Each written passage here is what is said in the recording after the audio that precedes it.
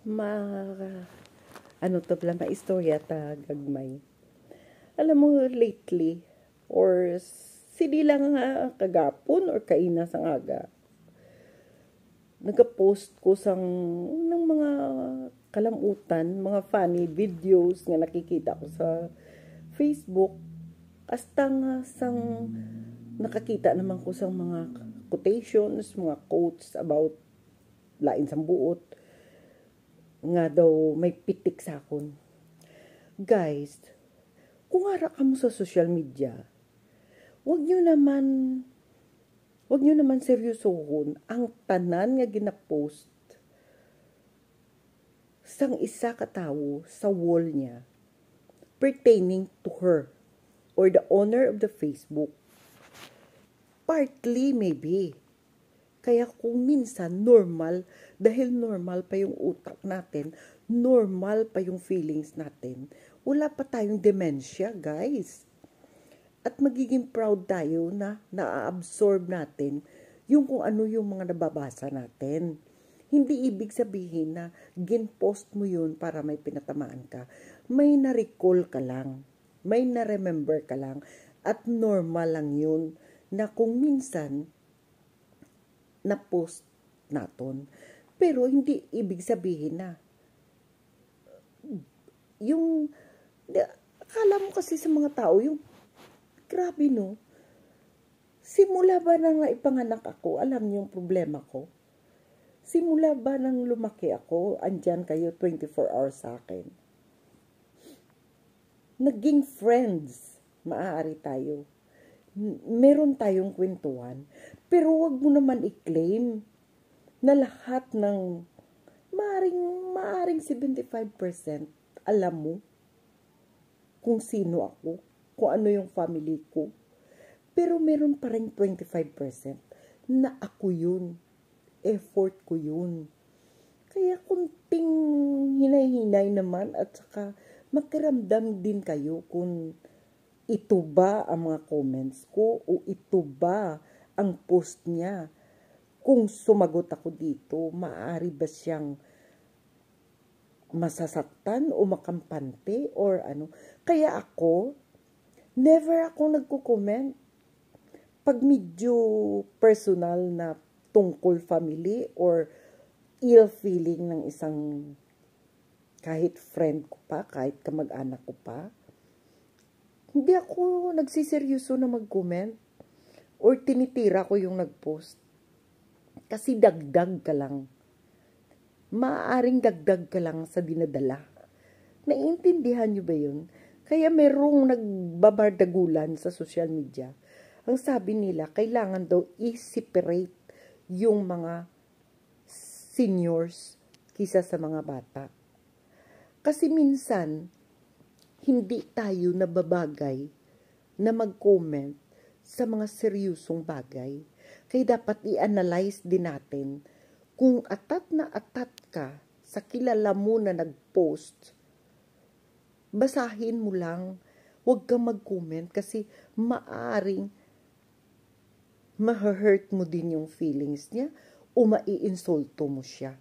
Ako never ako, pero kung funny yung post, doon ako. Kaya lately, kasi 'di ba YouTube ako palagi. Doon ako nanonood ng mga vlogger, ng mga nakakakuha ng stress kasi normal lang sa akin dito kasi mas pinili ko na kami na lang ni Anson. Kasi our time ni Anson will say maybe 10-15 years. We are very happy already if we can reach 20 years together. So mas pinili ko na maging kami na lang. Kung makapunta kami ng family niya, well and good. Pero it will take 5 hours to drive. Pero always nagtatawagan, ganun. Mas pinili ko na i-ano namin yung life namin together 24 hours. Yung mag-shopping kami, lumabas kami, mag-gym si Anson, it's okay. Pero yung Facebook naman, mas pinili ko na yung mga katawa-tawanan. Tawang-tawa ako sa mga nakikita ko na mga patawa. Iniiwasan ko ang mga post na mga nakakasakit o mga basta mga masubo ayoko kasi naranasan ko 5 months na hindi ko pala alam, sign na yun ng anxiety and depression. Tandaan nyo guys ha, baka nalisa din kayo. Kasi nurse ako, pero hindi ko marunong i-analyze ang self ko during the time. Kasi, akala ko normal lang. Hindi ako na anxiety and depression sa kay nanay. Dumating lang nung basta may nangyari lang na parang hindi ko matanggap na 1,000% na nagmahal ako, na akala ko basta alam nyo na yun, naintindihan nyo na yung nag-effort kami ni Anson, hindi pala ikakaligaya mo, yung akala mo binabayaran ka. Mas importante pala ang love na maramdaman mo, yung respect na maramdaman mo, kisa sa cheque na hindi naman nakakasatisfied ng effort mo. Kasi iba yung feelings na mas tatambok yung pakiramdam mo kisa sa pera na natatanggap mo. Alam niyo ba yon? Hindi ko alam na anxiety and depression na pala yon.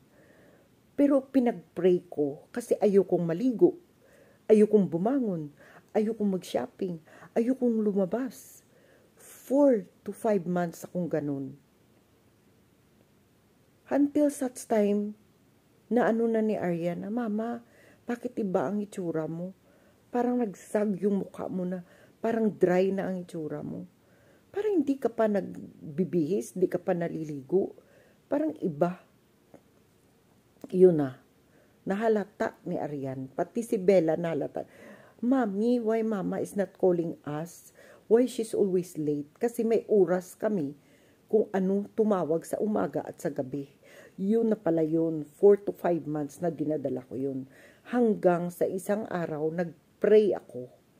Kasi ito yung Saint Anthony na yan.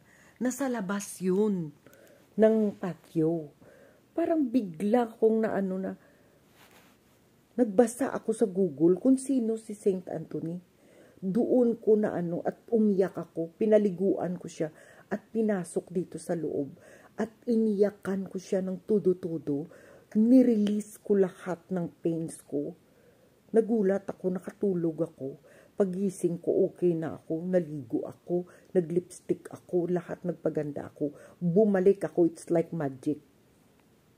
Alam nyo guys, yung mga naranasan ko, hindi ako yung tipo ng bunso na sinasabi.